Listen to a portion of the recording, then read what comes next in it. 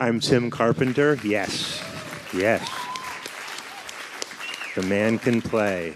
I am Tim Carpenter, and welcome to the PDX All Ages Story Hour, being recorded live here at the Multnomah Arts Center in lovely Portland, Oregon, for the Experience Talks radio show on KPFK in Los Angeles in front of this lovely studio audience. This is your turn to act like a studio audience. See?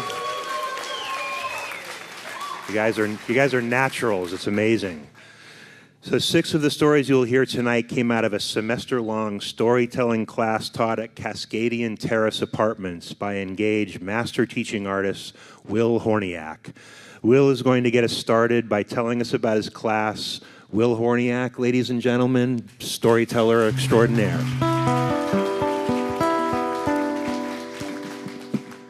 Oh, I hate it when somebody calls me a master something or else, you know. It's so hard to live up to. How you doing tonight? Good deal. Thanks for coming out, everybody.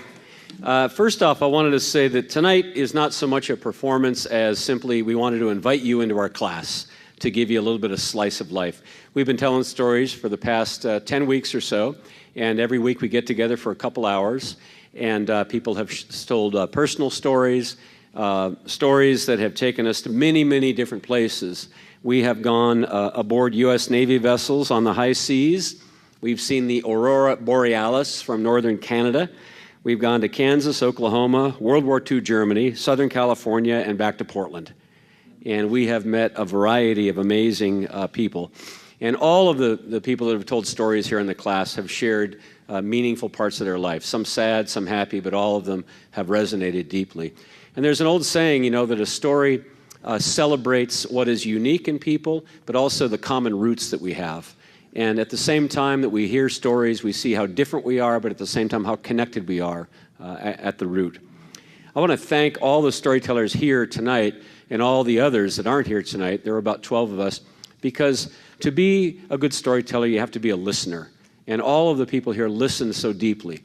We created an environment that was very compassionate, very open, and you know, there's just no gift better than being heard, and we really had that in our class. There was a Native American teller that I knew named Vi Hilbert, and she once said that all human beings have what she calls original medicine. We all have a completely unique set of gifts and perspectives and blessings to bring to the world. And Vi always believed that it was by telling our stories that we share those gifts. And sometimes we don't know exactly all the gifts we have until we start sharing them. But I feel like we did some of that during the class. There's an old saying in Ireland that I made up last week. I'm old and Irish, so I can do that now. But there is a saying along the lines of a story is a seed, but if it finds good ground in a willing ear and an open heart, it'll root and shoot and flower and fruit right in front of our eyes. And we want to thank all of you for coming tonight to be the ground for these stories tonight. And I also want to thank Tim and all up here for the great surround that they have provided for these stories. So thank you very much.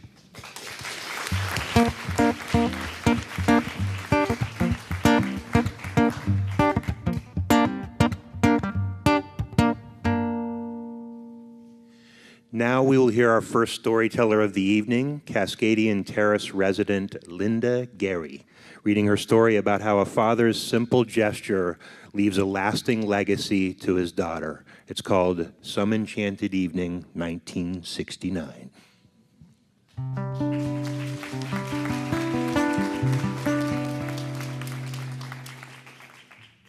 Good evening. My name is Linda Gary. I was born and raised here in Portland, Oregon. And it was the time that was. I was 17 years old and a junior at Cleveland High School here in Portland, Oregon. The event was the father-daughter banquet, which they had annually, but it also served not only to have fathers and daughters come together and everyone to be able to meet each other and, gather and have a good time, but it also served the purpose of the installation of new officers for the Girls League Association for Cleveland High School, entailing freshmen, juniors, sophomores, and seniors. So at any rate, I went ahead and ran for office to be a Girls League secretary, and I just would so have happened to have won that election. Well, they're having the father-daughter banquet. It would have been the case of the installation of the new officers and the outgoing of the old. And then they had keynote speakers and persons that were receiving awards and special acknowledgments and so forth. Well, after all of that had taken place, it was then time for everyone to have a nice meal. Well, my father and I, being pretty much the only black persons present, and the time that it was, 1969, it was important. That particular mentality was shown, etiquette and everything else, the socialization as far as being mainstreamed in this society, and the statement that was being made thereof. So at any rate, we're sitting there and all the other things had taken place, which I alluded to, but now it's time for the meal. So they bring out, there's about 300 people there. They bring out the meal, which was fried chicken, potatoes, green beans, the roll, and then the dessert. So everybody was sitting there and, in essence, trying to put on a front that everyone was just so, we're going to show our manners totally. So with fried chicken in my home, it was a finger food. But at this occasion, everyone was trying to be elitist, I guess. I don't know how to put that. But at any rate, the manners, you were supposed to try to eat it with a fork and knife. So everybody is trying to catch that chicken wing, thigh, drumstick, breast, whatever part it was. They're trying to catch it around the plate and fork it down and use a knife so that we're showing that we know our Emily Post, right? So at any rate, my father and I sat there, and everybody was struggling with this, but still trying to keep up that front. And my father decided to go ahead and pick up his drumstick with his fingers. I was aghast. My mother would have had a fit.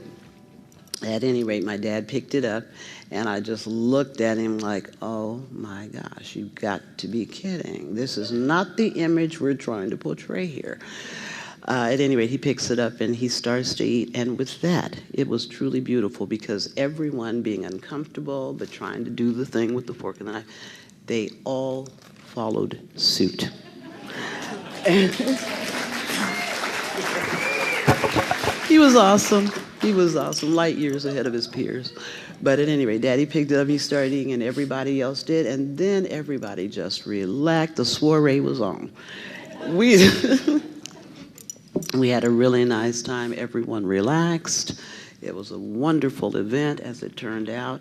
But the bottom line and moral of this is that throughout my life, not only, oh, here we go. I can feel it coming on. It makes me tearful.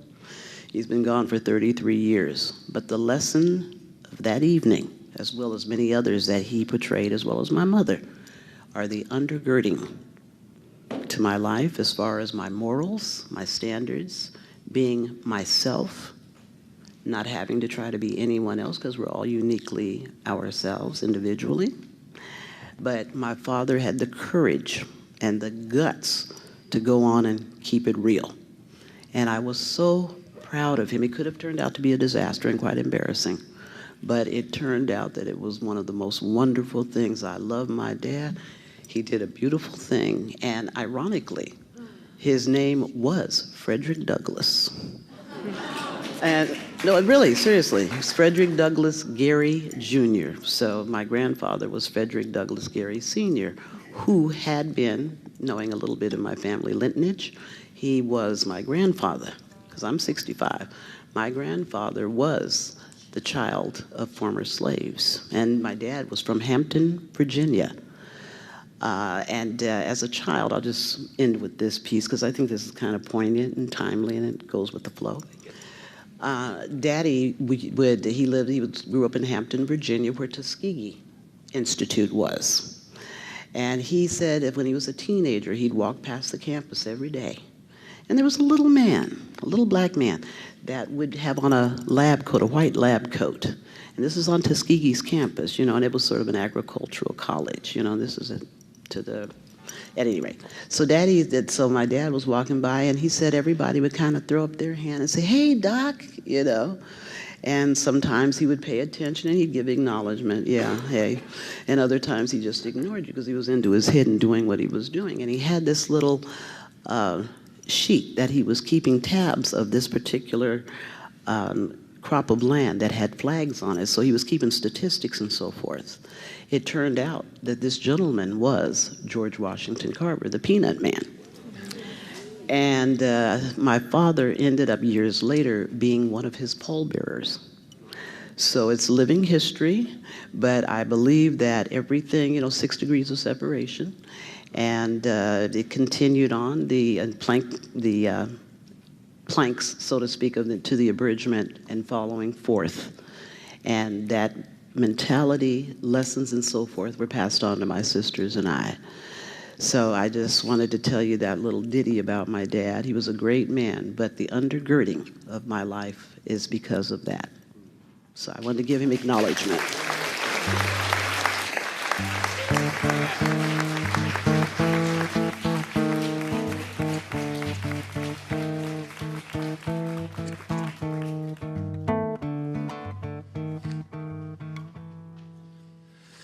We are going to invite up again for our next piece. Storyteller Will Hornyak is going to tell us a folk tale about stories themselves. Long ago, there was a great storyteller. He was a rabbi. And the thing about the rabbi is he always had the right story for every occasion. And it didn't matter. It could be a funeral, it could be a wedding, it could be a bar mitzvah, whatever it was, the rabbi always had the perfect story. And one day somebody said, "Rabbi, how do you always do that? How do you always find the right story for every occasion?" And the rabbi said, "Well, that reminds me of a story." He said, there was a king who lived long ago, but he wanted to be a great archer. He wanted to be a bowman. And so he studied with all the masters of his day. But one day, the king, who longed to be a great archer, was riding through the countryside, and he saw a dilapidated barn. But he pulled up his horse because he noticed that in the side of the barn, somebody had shot a host of arrows, and every arrow penetrated the exact center of a bullseye. And he'd never seen this kind of shooting before. So he went to a nearby farmhouse, knocked on the door. A young woman opened the door, and she said, yes, Your Highness, what is it?" And he said, "Well, I wonder who the marksman is. Can you tell me?" And she said, "Oh, that must be my son. I'll bring him to you." And she brought before the king a 14-year-old boy. And he said, "My boy, I've never seen this quality of marksmanship. You must tell me, what is your secret?" And the boy said, "Well, Your Highness, I have no secret, but every day I go to the barn, and every day I shoot some arrows into the side of it. And then on occasion, I go back with little cans of paint, and I make bullseyes around it, And in this way do I appear as a great marksman." And the rabbi said, "That's pretty much how it is with me too. I just take a lot of stories in my heart and in my imagination, and I think upon them, and I write upon them, and eventually life comes along and paints a little bullseye around one. And in that way do I appear as a great storyteller before you." And that's been my experience with this class, is that so many people and so many of the stories that they have told have hit the mark right in our hearts for all of us. So it's called The Right Story. Thank you.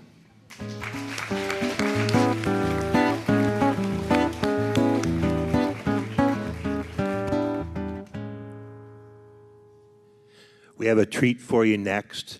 From Friendly House's after-school programs, we welcome a brave young man named Liam Eldridge to the mic to perform his story about how a mentor changed his life. It's called My Teacher Rick, a Man I Can Always Talk to.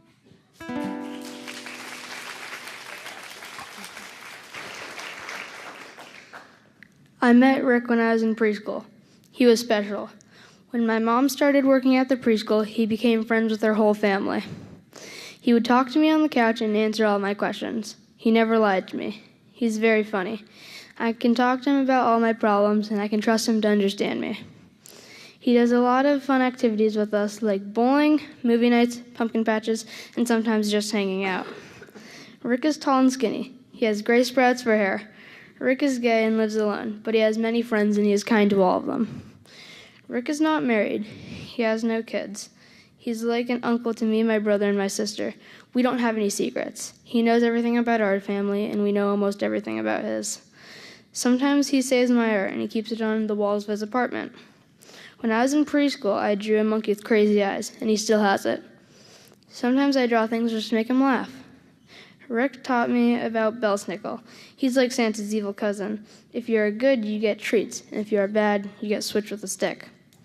Belsnickel is a tradition that Rick's family had that he passed on to us. It's fun, but it was also scary when I was younger. Now that I know that it is Rick, I feel lucky to have Belsnickel. When I was in first grade, I had to do a report on our winter tradition that was in my family. I did a report on Belsnickel because I thought it would be interesting to the other kids and that Rick could help me with it. I made my little brother lie down on a huge piece of paper, and I traced him. Then I colored the inside to look like Belsnickel. When I was doing the report, some kids thought it was really cool, and a bunch of kids got really scared. I had to stop my report before it was over. One year, we returned the favor by Belsnickeling Rick. We went to his office door, and we put Reed in a giant Santa bag filled with candy. We knocked on the door and hid. When Rick opened the door, Reed popped out and threw candy at him and yelled, "Merry Christmas!" Rick loved it. He took the bag back home to Pennsylvania and made a video of his mom in the bag yelling, "Merry Christmas!" back to us. That brings me to a new topic about Rick, his mom. His mom is very nice and very small.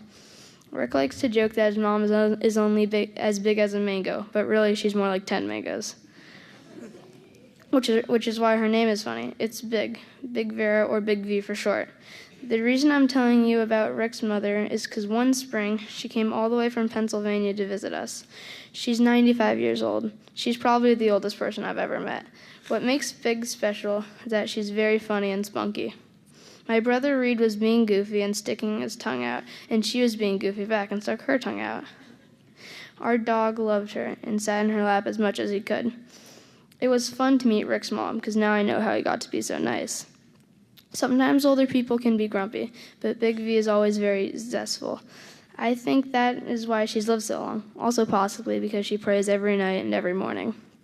Rick is a good person to ask for advice. He can make me laugh when I'm upset. Even if he's not a blood relative, he's part of my family. Someday when he's Big V's age, I hope my kids know him too.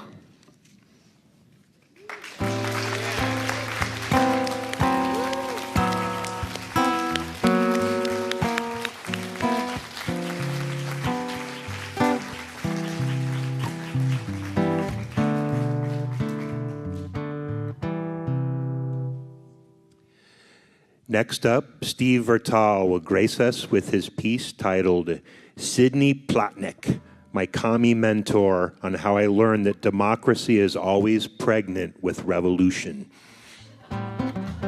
No, seriously.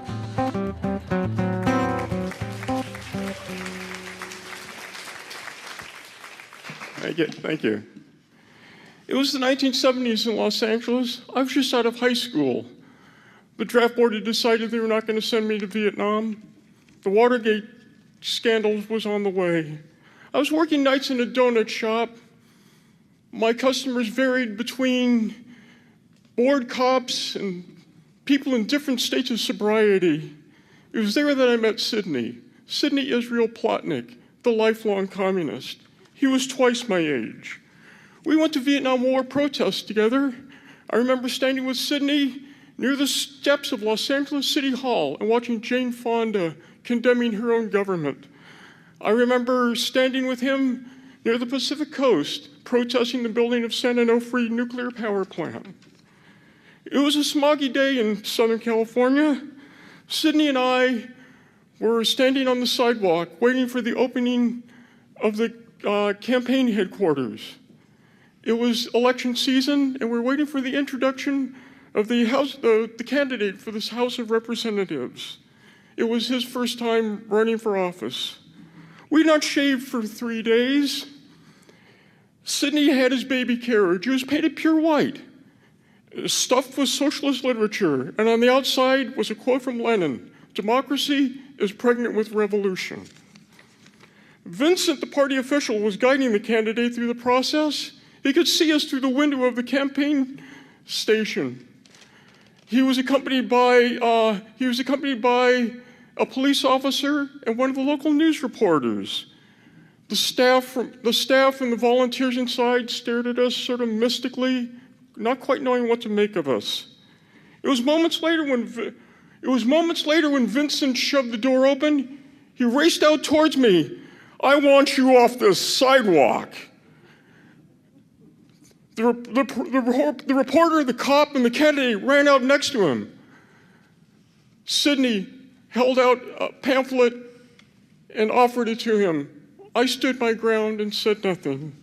Suddenly, Vincent had me by the throat. There was pushing, there was shoving, there was kicking of baby carriages.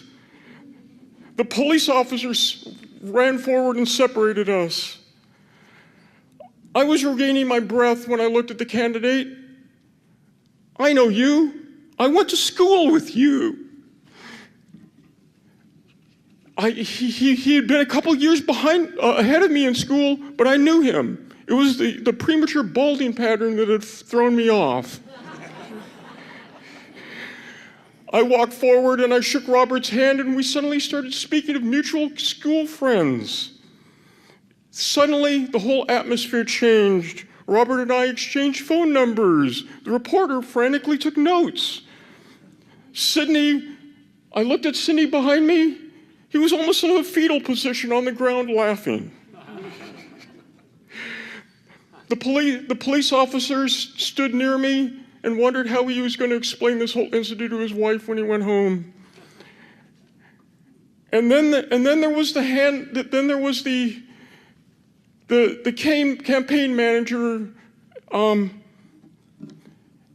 I looked at him, and he looked like somebody had just stabbed his dog. After a few minutes, Vincent dusted off his dignity. He took Robert back into the office, strutted in as if he'd just conquered a great military victory. Sidney was a man who spoke his mind. He had a childhood case of polio and 2 heart attacks, so at this point in life, he didn't care what people thought. I was one of the few people in life that had the patience to listen to what he said and actually hear the detail of it. As time passed, I grew older and my friends changed and time went on and Sidney and I separated. But to this day, I carry lessons with me that he taught me. The ability to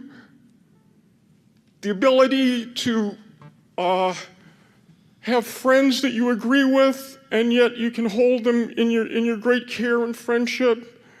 The ability to peacefully protest, and the ability to form political coalitions.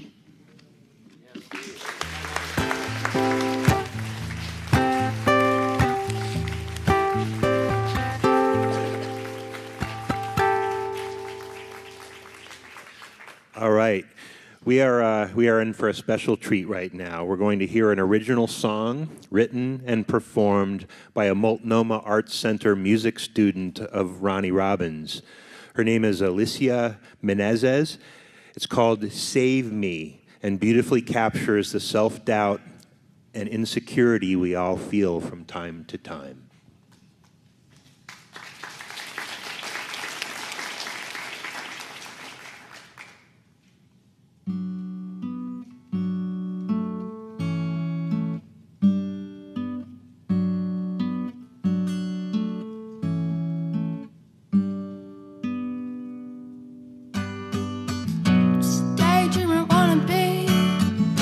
I live in a fantasy, they say. Never seem to keep it real.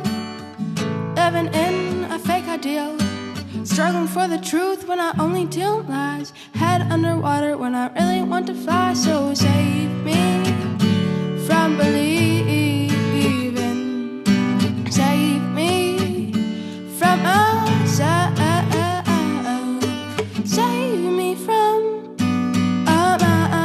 imagining that I'm not like anyone else. Wanna be saved but just not trapped. Wanna be healed but just not slapped. Head is in the cloud but just too afraid to tell all my wishes, promises not made. So save me from believing. Save me from ourselves. Save me from imagining that I'm not like anyone else. Only hide away so someone can find me. Always looking but never really see. And wanna be the queen when I'm really just a pawn. Looking for the king but he's dead all along.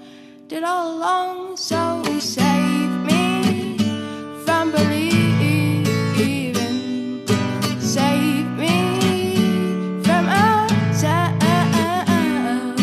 Save me from imagining that I'm not like anyone else.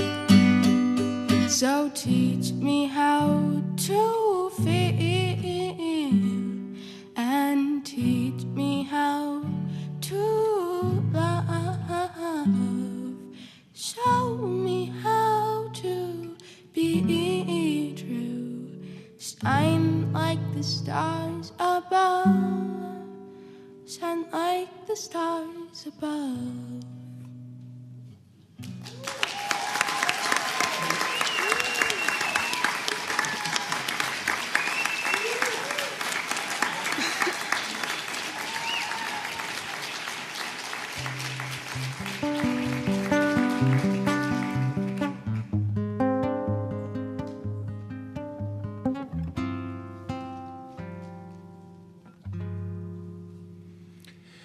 And now, Cascadian Terrace storyteller Monica Erwin will treat us to a personal tale about a great woman who changed her life. It's called My Mother, Myself.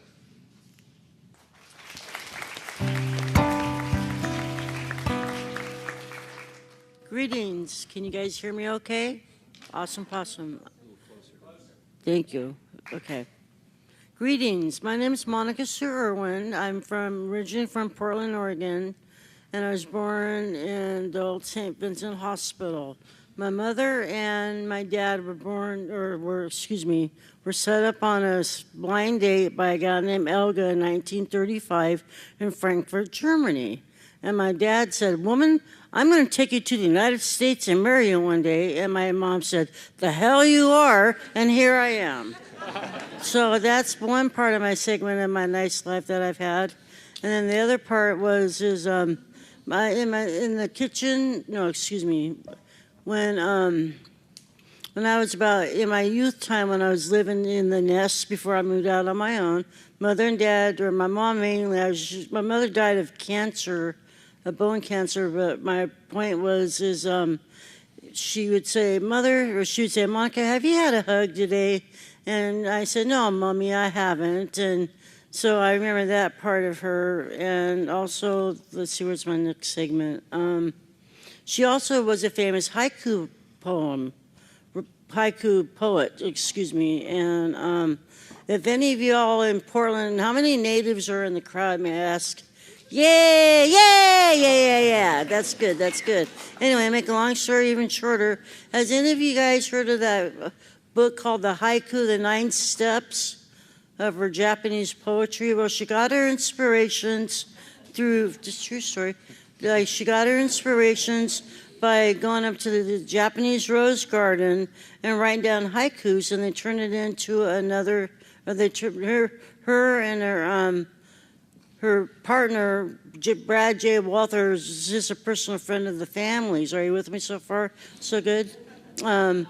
Make the long story short, they would go up to the haiku, I'm really tired tonight, please forgive me, I'm trying my hardest. They would go up to the Japanese rose garden and just study and just look at the beauty and turn it into poetry. My point in Pacifics are they would turn it into work, put it into a book, and let's see what else. Sorry, did you understand where I'm coming from just by going up to that? Okay, but there's more. And then my dad actually wrote a poem for me. It's short and sweet, and it goes, may I share this with you, please, and thank you. Awesome possum. Anyway, it goes a little something like this. In 1963, Monica came to you and me, which meant when I was just a little girl, right? But of course. And then it said, she came into the world of crying, but she's no longer my sweet pea, which I'm no longer her daughter and no longer, out of the nest and on my own. That's what that meant. Did you understand? Was that good enough for you guys? Good. It's good for me. Another one. This is the saddest one that kind of breaks my heart, but I know my mom's looking down on me and she'd be very proud. So, and I forgot to give you my, you guys already know my title. It's probably why this title was chosen for my paperwork and my essay, because she died of bone cancer, which was a very horrible death. And my mom, the two things she told me before she went to the Lord, because she was a bona fide Baptist lady. She taught us all with good religion and morals. And I hope it shows because I'm one of her product as her daughter. Are you with me? But she also said, always be clean to match and watch how you play your cards in life. Thank you very much.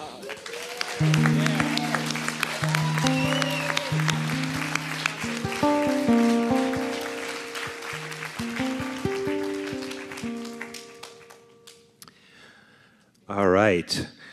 The next piece was written by Eric Twigger, and it's called Pay It Forward, How Great Teachers Create Future Teachers, and will be performed by Will Hornyak.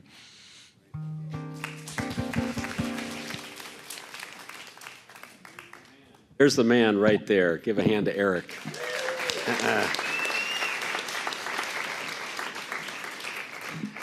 I love Eric because he's a natural teacher and a natural storyteller. And I don't know what he's doing sitting down there instead of being up here. But anyway, Eric and I have a mutual love for baseball. And for all you Portland natives, how many have heard of the Portland Mavericks? Right? Right on. There's a great video on them called The Battered Bastards of Baseball. See it sometime. You're looking at their bat boy right there, all right? Eric loved baseball, and we were talking about initiation moments in life, events that you go through that changes you and how you see yourself in the world. And in 1974, when Eric was all of 13 years old, he was able to go to Joplin, Missouri, and play baseball for 3 weeks at the Mickey Owens, a former Yankee pitcher, the Mickey Owens Baseball Academy. And this was cool. He was out there for 2 to 3 weeks. I said, how many games did you play? Because we played 2 to 3 a day. That's how we learned baseball, was by playing baseball. And then after 3 weeks, I think they saw some potential in this young man because he was supposed to go home, but they said, look, we'd like you to stay and teach the younger kids, And they invited Eric to stay. And he said he was more than happy to be away from his parents for another 3 weeks, He was 13 years old. And he also didn't have to pay. They basically hired him as a coach. Eric is a working man. He's done a little bit of everything. He's been a chef. He's worked in kitchens. He's been a machinist, a landscaper, worked hotel maintenance, and, of course, being a bat boy. But one of the things he's proudest of is he was an oil king, which meant that he was one of the heads of the engine rooms on a U.S. naval vessel. This is a vessel that's bigger than a football field. And Eric worked on that boat and made sure that the engine ran properly so this enormous boat could move. They covered a lot of ground. They went to most of the South Pacific, Australia, Japan, Korea, Guam, all over the place. And during that time, one of the most memorable things for Eric was meeting a man who became his mentor, his true teacher, a man by the name of Paul Donahue. And Paul took him under his wing, and one of the reasons he took him under his wing is he saw potential in Eric. And he saw here was the guy that liked to work. He showed up early, he stayed late, he did what he was told, and he loved learning. He loved to do stuff like that. Also, when they got off the ships and into the ports, that can be a dangerous place for a young man. And also Paul Donahue kind of took Eric under his wing, showed him this and that. And he learned a lot just by watching how Paul lived his life. And in the end, Eric said one of the morals of the story is that great teachers and great mentors create great teachers and great mentors. And that's one thing that I see in Eric. So let's hear it for the Oil King.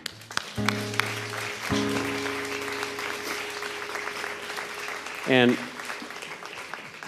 I don't have a story, but I just wanted to mention the name of a resident who couldn't be here, a Cascadian Terrace resident, Robbyn Myers. She was one of the stalwarts in the class. She's sick tonight. She's from Kansas, and she got involved in mental health advocacy. And she said that there were two mentors she had, Ronnie and Lonnie. They were a couple. And one was like a lion and the other one like a bear. And they were tremendous advocates. They cared deeply for people and helped them out. And Robbyn said a great thing. She said, a true mentor is somebody that sees something in you that you don't even see yet. And they saw things in her that she didn't even know, and they kept putting her in positions. They would basically say, you over here, you're going to be on this board. Now you're going to be the president of the board, okay? And they kept moving her along, and eventually Robbyn realized that she had talent, that she had potential, but she owes that all to her two great mentors, Ronnie and Lonnie. And we were introduced to many characters during the time of this class, and that was one of the greatest things, is getting to meet a number of these people. Thank you.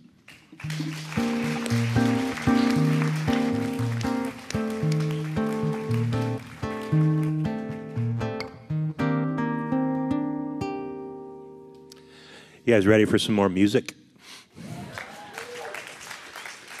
So the aforementioned daughter of mine, Zoe Carpenter, is going to perform her original song, Lost in Thought. The song deals with getting lost in our train of thought, letting your own head get away from you. Ladies and gentlemen, Zoe Carpenter.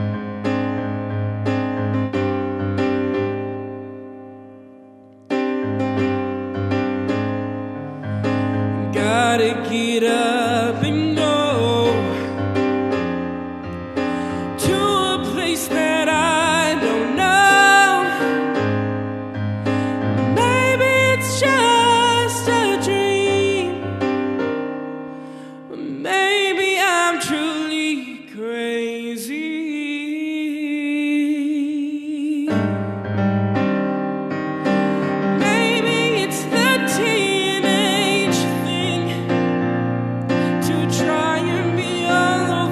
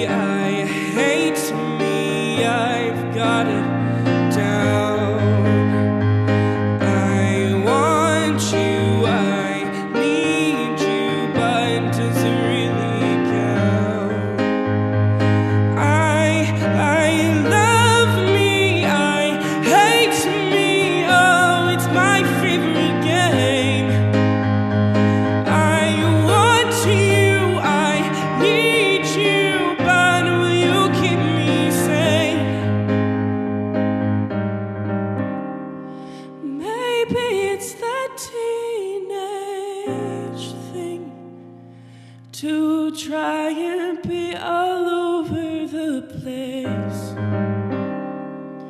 Maybe it's just me, but will therapy solve my case? Thank you.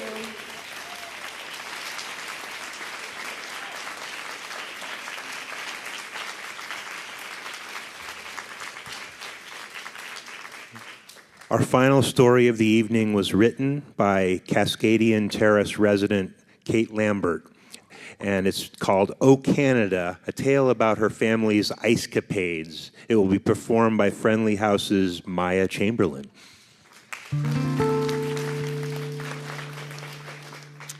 On the early morning of the first or second Saturday of November, stalwart parents dressed in our warmest and woolliest gathered at the tennis court at the nearby schoolyard to perform frostbite-defying feats of strength and endurance in sub-zero weather.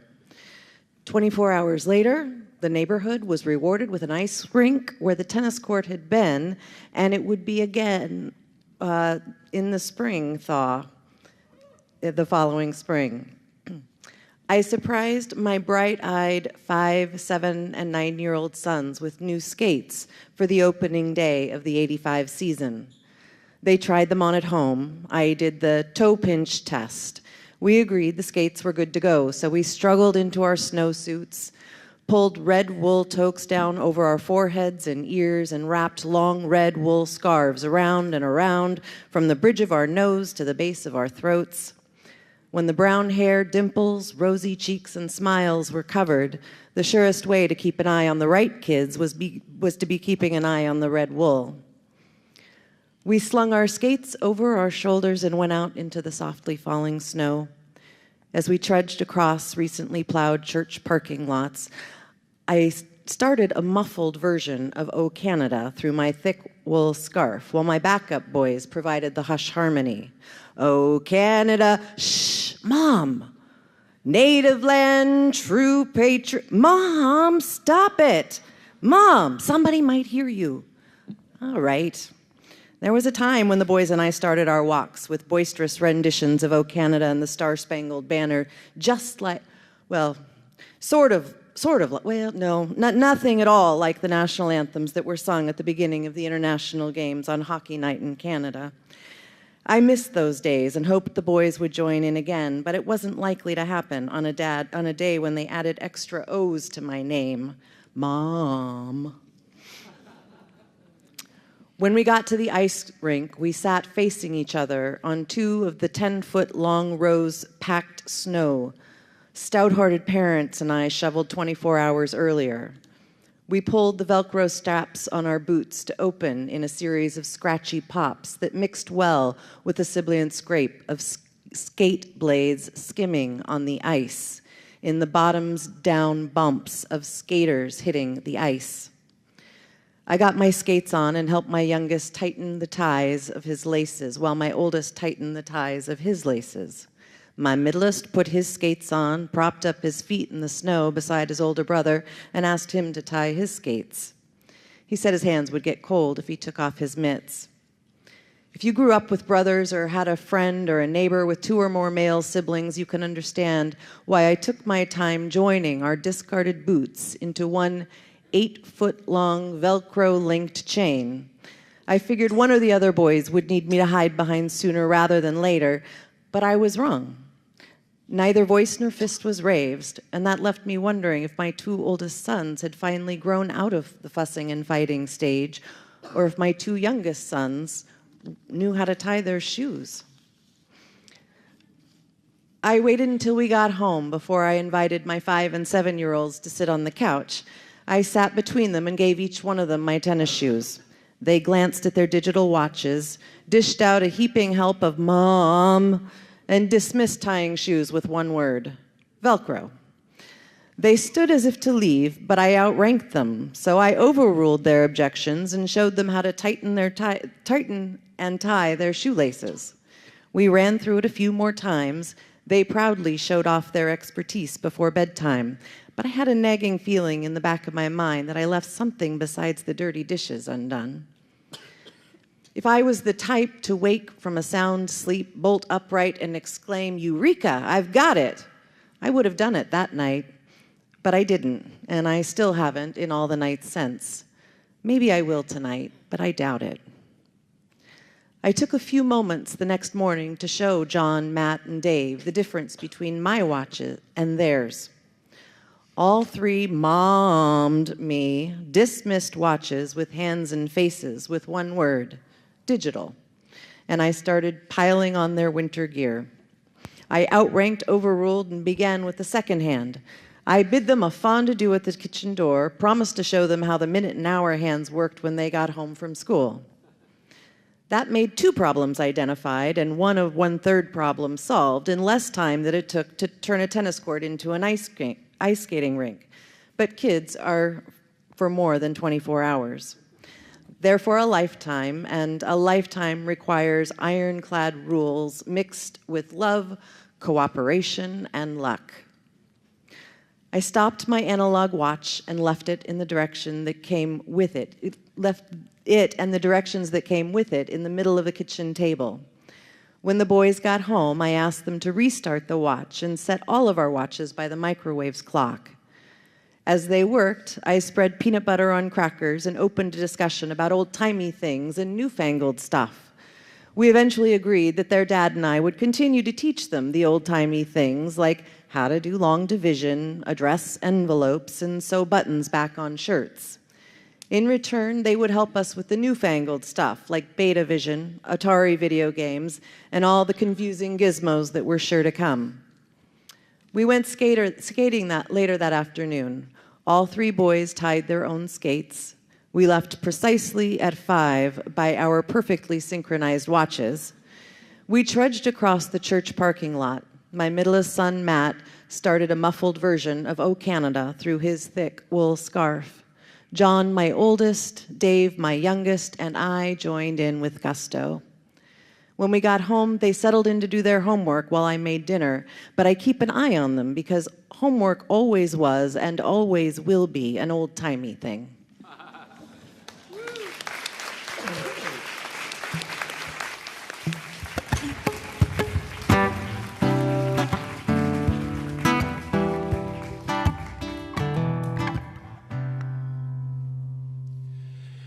And that is our show for this evening. For more information on how this collaboration happened to make this show possible, go to experiencetalks.org. Experience Talks is produced by the nonprofit Engage, creating community for all ages in California, Minnesota, and right here in the state of Oregon.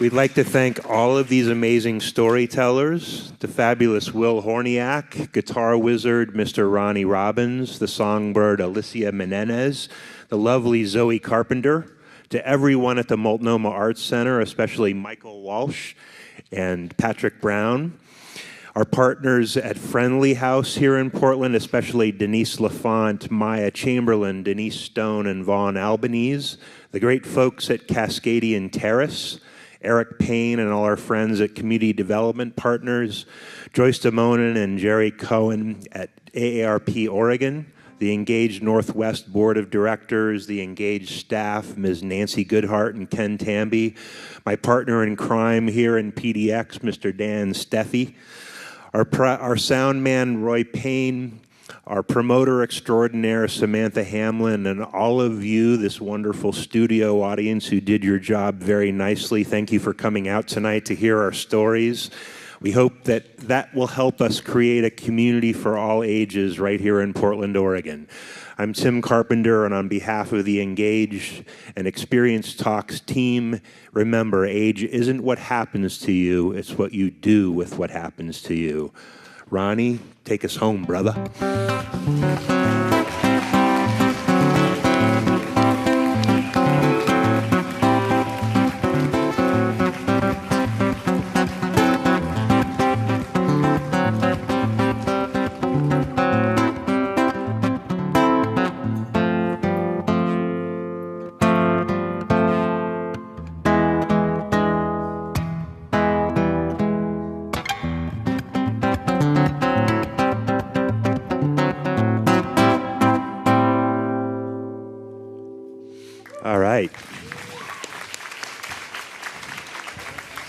So that was a live radio show. How cool is that? So we're going to have a talk back with these lovely people. I have the mic up here to hand to people if you want to ask questions. The lovely Samantha has a mic for you in the audience, so ask some questions. Hi. This question is for storyteller Monica. Monica, I was wondering if there was any relation to the plaque that I believe that's at Portland Community College, Cascade Campus, related to... No, I'm glad. Thank you for responding to my nice report of my story. No, that was actually, let me think. After Mother passed, she was a famous teacher over, this is another tidbit about our lovely history of my family tree. Mother was recognized with that haiku book. And after that, after she passed, bless her soul, she'd be so proud of me. She did that haiku, so she got recognized as a famous teacher because she had taught ABE, GED instructor as English as her second language. She tried to teach, she was full-blooded German, and that's how that rock became part of our tradition of our family tree heritage. Thank you. You're welcome. Other questions? Oh, right here. I wanted to ask Zoe. I play piano too, and I wondered when you start. Thank you so much for asking. I started playing piano, I think, at 10 years old. How old are you? I'm 10. Oh, wow. Okay. Well, keep working at it and just, yeah. I wanted to ask, Liam, is Rick the person you wrote about here tonight? Yes, Rick is right over there in the front row.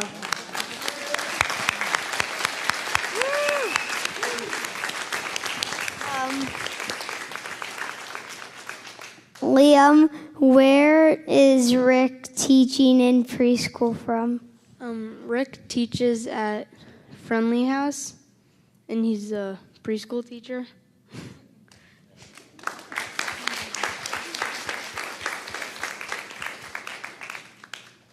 All right.